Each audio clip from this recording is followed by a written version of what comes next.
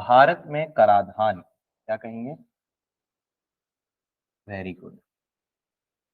Taxation in India मतलब भारत में कराधान। क्या होता है टैक्सेशन इन इंडिया? भारत में कराधान।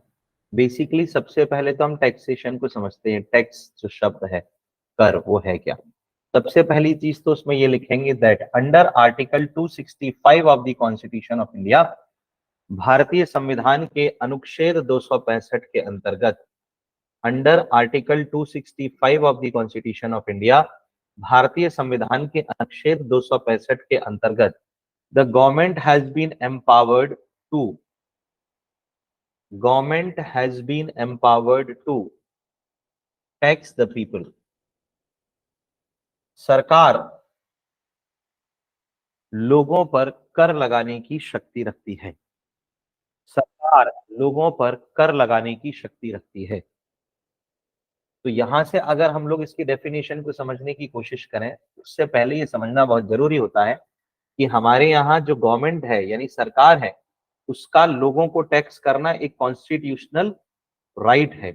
सरकार को एक संवैधानिक शक्ति दी गई है और वो संवैधानिक शक्ति क्या है कि वो लोगों से कर वसूल सकती है, और इसे भारत में आर्थिक न्याय का एक सिद्धांत माना गया है। तो टैक्सेशन कम्स अंडर, लिखना, taxation comes under the concept of economical justice, economical justice under the, sorry, mentioned in the preamble of the Constitution of India, in the preamble of the Constitution of India. Important. कराधान भारत में भारतीय संविधान की प्रस्तावना के किस सिद्धांत का पालन करता है?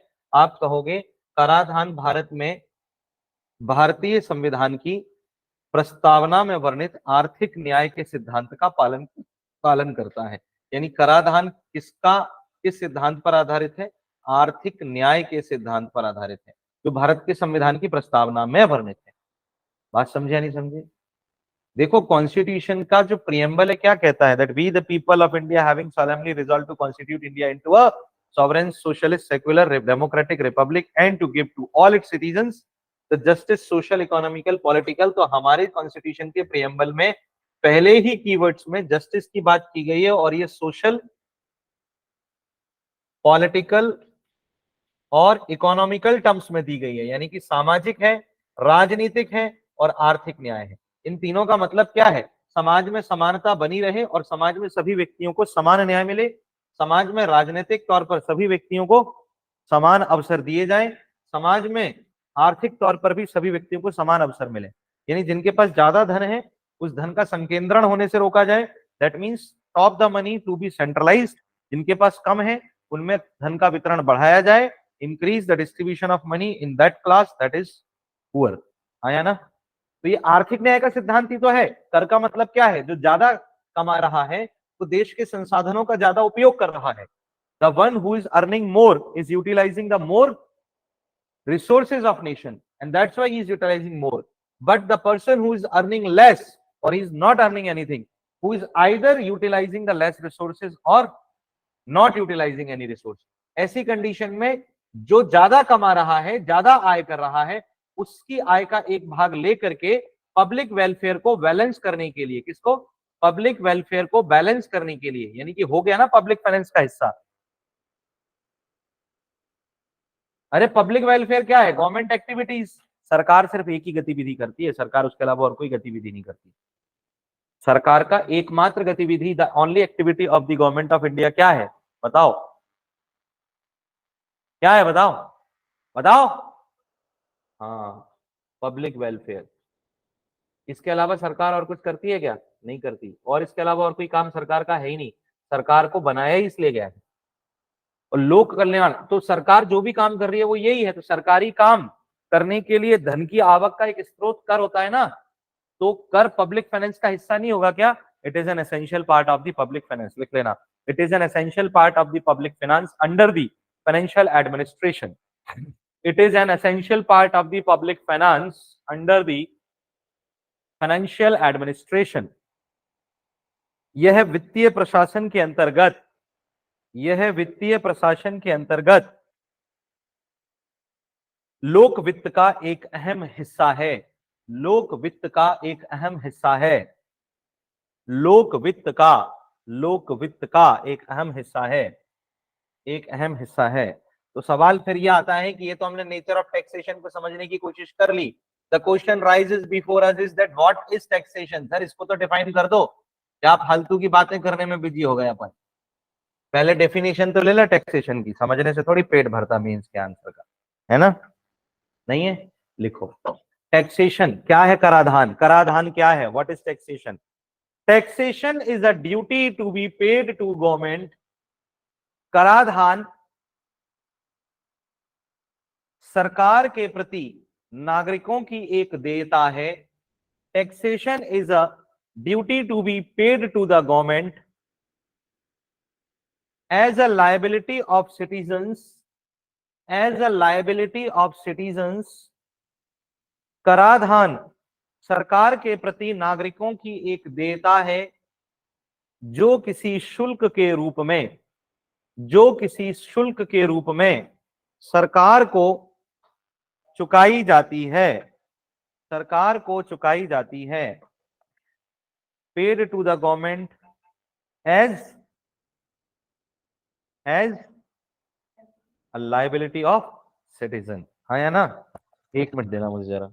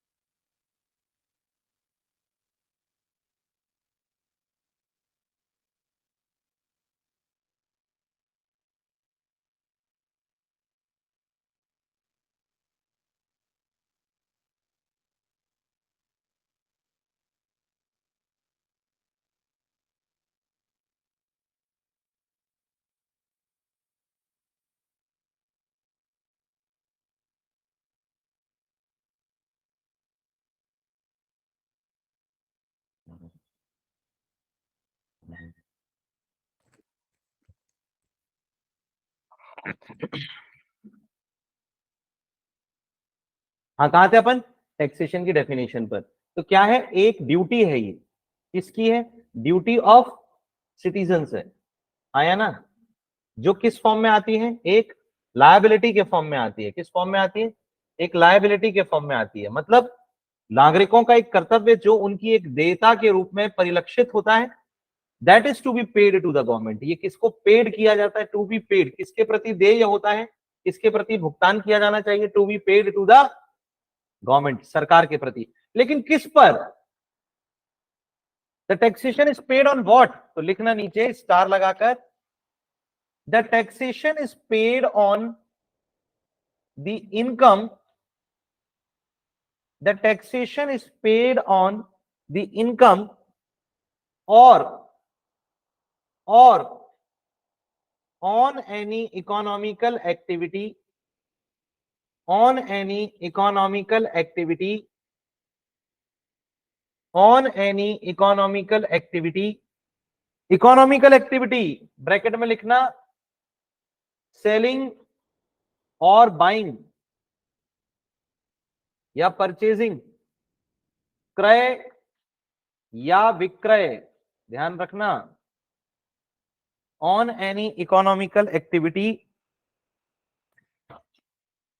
Of an individual, of an individual और एन इंस्टीट्यूशन, और एन इंस्टीट्यूशन, फुल स्टॉप। कराधान सदैव कराधान सदैव किसी व्यक्ति अथवा संस्था की, किसी व्यक्ति अथवा संस्था की आय, संस्था की आय या किसी आर्थिक गतिविधि, या किसी आर्थिक गतिविधि, ब्रैकेट में लिखेंगे आर्थिक गतिविधि के क्रय एवं विक्रय, आर्थिक गतिविधि क्रय एवं विक्रय, जैसे कुछ खरीदना या कुछ बेच देना क्या होता है, आर्थिक गतिविधि कहलाती है। जोर से बोलो हाँ, पक्का। इकोनॉमिकल एक्टिविटी क्या होती है, आइदर सेलिंग और purchasing, this is called economical activity, where you are exchanging the money, exchange, this is very important, this is actually the economical activity, where there is nothing exchange, there is no economical activity. exchange is either, हम पहले barter system का use किया करते थे, आजकल हम लोग currency system का यूज कर रहे हैं, और अब हम करेंसी एक्सचेंज करते हैं किसी गुड या सर्विस के साथ। पहले हम गुड या सर्विस के साथ गुड या सर्विस को एक्सचेंज किया करते थे, ऐसा होता था ना। जैसे पहले के जमाने में, क्या हमारे समय पर भी बचपन में हम लोगों के साथ ऐसा होता था, घर में पड़े हुए गेहूं यानी कि व्हीट ले जाते थे और चॉकलेट ले आते थे, और ग्रामीण क्षेत्रों में या सबर्बन एरियाज के जो छोटे छोटे पंसारी होते थे, ग्रोसर्स, वो लोग देते थे। तुम लोगों ने किया ऐसा? ऐसे भर लेते थे झोली, ऐसे उसमें डाल देते थे गेहूं या अनाज, कुछ भी ऐसे ले जाते थे भर के, उसको पूरा उसका पटक देते थे, वो तोल देता था और तोल के वो दे देता था हमें थोड़ी बहुत टॉफी चॉकलेट जो भी दे। ये बार्टर सिस्टम का यूज होता था, हमने बहुत किया अपने बचपन में, तुम लोगों ने नहीं किया, तुम लोग तब ब्लैक होल में थे। तो हमें क्या समझ में आया कि एक व्यक्ति है, a person, here is a person, और मैं क्या बोल सकता हूं, हियर इज एन इंस्टीट्यूशन, कोई कंपनी है, कोई इंस्टीट्यूशन है, या वॉट एवर इट इज, हमारी कोचिंग है। तो ये क्या हो गया, इंडिविजुअल हो गया, ये कौन हो गया, एक इंडिविजुअल हो गया, एक व्यक्ति विशेष। ये हो गया कोई इंस्टीट्यूशन हो गया, any of the economical institution, किसी भी प्रकार का कोई आर्थिक संस्थान हो सकता है, आया ना। ये कोई भी इकोनॉमिकल एक्टिविटी करते हैं, either they are making some income, ये क्या है, कुछ ना कुछ इनकम कर रहे हैं, मेकिंग इनकम। तो ये जो इनकम कर रहे हैं, और they are making any kind of economical activity, ये किसी भी अन्य प्रकार की कोई अन्य इकोनॉमिकल एक्टिविटी कर रहे हैं, except from making income, like selling और परचेजिंग, जैसे सेलिंग और परचेजिंग और बाइंग, आया ना, सेल और बाय कर रहे हैं। दोनों सूरतों में क्या ये, अब देखो हमारे सामने एक प्रश्न उठता है, वो प्रश्न क्या है, बोले साहब मैंने अपनी मेहनत से अपना पैसा कमाया, मैं सरकार को क्यों दे दूं, क्योंकि ये बोल रहे to be paid to the government, मैं नहीं दे रहा साहब, एक पैसा नहीं दूंगा मैं सरकार को, ऐसे कैसे दे दूं, कोई सरकार थोड़ी आई मेहनत करने के लिए, मैं पागल थोड़ी ना हूं साहब, सुबह 6 बजे उठता हूँ, 7:30 बजे तैयार होता हूँ, 7:45 घर से निकल जाता हूँ इतनी ठंड में, 8, 8:15 से क्लास चालू कर देता हूँ मैं अपनी, क्या पागल हूँ क्या मैं, उससे पैसा कमाऊं सरकार को दे दूं, नहीं दे रहा मैं एक भी रुपया सरकार को, मेरी इच्छा ही नहीं है सरकार को देने की, मैं मेहनत करूं सरकार ले जाए, ऐसा कैसे, क्योंकि सरकार मुझे उस आय को कर पाने में या प्राप्त कर पाने में समर्थन कर रही है। The basic need of taxation in our country is that government supports us to make income, सरकार हमारी आय में हमारी सहायता कर रही है, कैसे कर रही है, मैं जिस घर से कोचिंग तक जाता हूं क्लास पढ़ाकर पैसा कमाने के लिए, उस घर से कोचिंग तक रोड बनाकर सरकार ने मुझे दी है, जिस कोचिंग में खड़े होकर के मैं पढ़ा रहा हूं इस समय, उस कोचिंग में जो इलेक्ट्रिसिटी मुझे मिल रही है, चाहे इस लाइट के फॉर्म में, चाहे इस बोर्ड के फॉर्म में, चाहे कैमरा के फॉर्म में, चाहे वो लैपटॉप के फॉर्म में, चाहे ये पूरे सेटअप के फॉर्म में, इस इलेक्ट्रिसिटी के लिए एक बहुत बड़ा इंफ्रास्ट्रक्चर सरकार ने खड़ा किया हुआ है, नहीं किया हुआ, कहीं किसी बांध में या किसी थर्मल पावर स्टेशन में जनरेटर लगाया होगा, वो बांध या थर्मल पावर स्टेशन बनाया होगा, वहां से पूरा का पूरा ग्रिड तैयार हुआ होगा, ग्रिड के थ्रू सप्लाई बनाई गई होगी, ट्रांसफॉर्मर्स लगाए गए होंगे, डीपी लगाई गई होंगी, लाइंस आई होंगी, हमसे तो सिर्फ इस इलेक्ट्रिसिटी को यूज करने का पैसा इलेक्ट्रिसिटी बिल में लिया जा रहा है, कोई बांध बनाने का पैसा या थर्मल पावर स्टेशन बनाने का पैसा थोड़ी इलेक्ट्रिसिटी बिल में ले लिया, तो वो कहीं से तो वो लेंगे, वो हो तो आप ही के लिए रहा है, हमारे लिए ही रहा है, आया ना। फिर इस कोचिंग में बैठ करके हम अपनी सेफ्टी के साथ पढ़ा पा रहे, नहीं तो कल को कोई आ जाए हमें लूट के चला जाए, हमें मार खसोट के चला जाए, इस सेफ्टी के लिए सरकार ने हमारे लिए सुरक्षा के लिए पुलिस तैनात की हुई है, जो लॉ एंड ऑर्डर मेंटेन कर रही है, एक एडमिनिस्ट्रेशन है जो इसके पूरे के पूरे पॉलिसीज को संभालता है, आया ना, बोलो, ये सब काम सरकार फोकट में करके देगी क्या तुमको, सरकार की आय का कोई स्रोत थोड़ी, कुबेर का खजाना थोड़ी गड़ा है। तो मैं या कोई इंस्टीट्यूशन अपनी इकोनॉमिकल एक्टिविटी कर रहा है, इन दोनों के लिए the government supports us in making the income और इन इकोनॉमिकल एक्टिविटीज। बोलो हाँ, क्योंकि ये सरकार हमारी इन क्रियाओं में सहायता कर रही है। The government supports us in these activities and that's why we have to pay the tax to the government. यही कारण है कि हमें सरकार को क्या देना चाहिए, अपनी आय का एक भाग कर के रूप में, ताकि सरकार के ये डेवलपिंग वर्क्स यानी विकास कार्य चलते रहें। बोलो हाँ, कॉपी कर लो।